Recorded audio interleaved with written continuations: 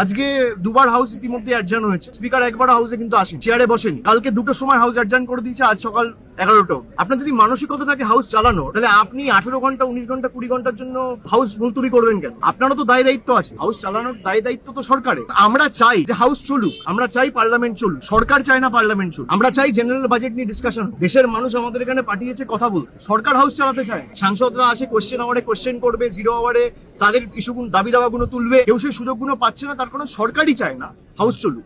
স্পিকারের বিরুদ্ধে অনাস্থায় সই করতে বা অনাস্থা প্রস্তাবে সই করতে তৃণমূলের কোনো অসুবিধা নেই বা আপত্তি নেই। সেই অনাস্থা প্রস্তাবে তৃণমূলের প্রত্যেকটা এমপি, বিশেষ করে লোকসভার যে 28 জন এমপি আছে, সবাই সই করবে। কিন্তু আমাদের বক্তব্য যে আগে অনাস্থা প্রস্তাব আনার আগে একটা চিঠি যৌথভাবে প্রত্যেকটা রাজনৈতিক দল যারা ইন্ডিয়া অ্যালায়েন্সের শরিক, তারা সবাই মিলে সই করে স্বাক্ষর করে একটা চিঠি লোকসভার স্পিকার বা অধ্যক্ষের কাছে জমা করুক।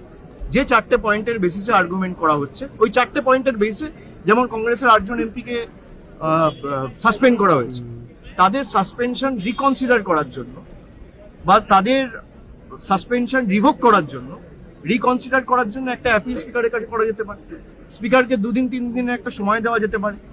যদি কোনো ব্যবস্থা স্পিকার তার তরফ থেকে না নেয় বা আমরা যে দাবিগুলো তুলছি সেই 4টে দাবির মধ্যে যদি আমরা কোনো সদুত্তর না পাই, তাহলে ধরুন আজকে সোমবার, আজকে মঙ্গলবার, আজকে আপনি একটা চিঠি জমা করলেন, মঙ্গল বুধ বৃহস্পতি আপনি সময় দিয়ে দিন।